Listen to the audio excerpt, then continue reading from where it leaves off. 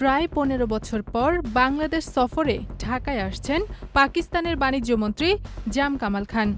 ৪ দিনের এই সফরে সই হতে পারে ৪টি সমঝোতা স্মারক, যা দুটি দেশের বাণিজ্য সম্পর্ক জোরদারের নতুন সম্ভাবনা তৈরি করবে।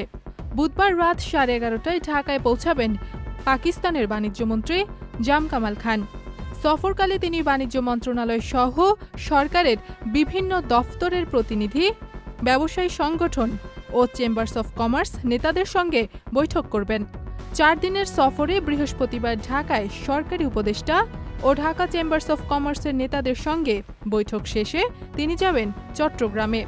সেখানে চট্টগ্রাম বন্দর ও ইস্পাত কারখানা পরিদর্শনের পাশাপাশি ব্যবসায়ীদের সঙ্গে মতবিনিময় করবেন।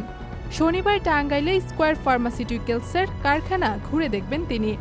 সফরের শেষ দিনে আবারও উচ্চ পর্যায়ের সরকারি প্রতিনিধি, বাংলাদেশ ব্যাংক, জাতীয় রাজস্ব বোর্ড এবং ব্যবসায়ী সংগঠন এফবিসিসিআই নেতাদের সঙ্গে বৈঠক করবেন জাম কামাল খান। বাংলাদেশ ও পাকিস্তানের মধ্যে খাদ্য ও কৃষিপণ্য, ঔষধ, ইস্পাত, পাট, পোশাক ও চামড়াজাত পণ্য এই 7 খাতে বাণিজ্য বাড়ানোর সুযোগ রয়েছে বলে জানাচ্ছে বাণিজ্য মন্ত্রণালয়। LME সার্টিফাইড বিশ্বসেরা কপারে তৈরি ওয়ালটন কেবলস, যা আপনার স্থাপনাকে রাখবে সব সময় নিরাপদ। বিশেষ করে ঔষধ ও পোশাক খাতে বাংলাদেশের প্রতিযোগিতামূলক অবস্থান পাকিস্তানের বাজারে বড় ভূমিকা রাখতে পারে। গত অর্থবছরে বাংলাদেশ পাকিস্তানে $4.80 কোটি পণ্য রপ্তানি করছে, আর আমদানি করছে $62 কোটি বেশি।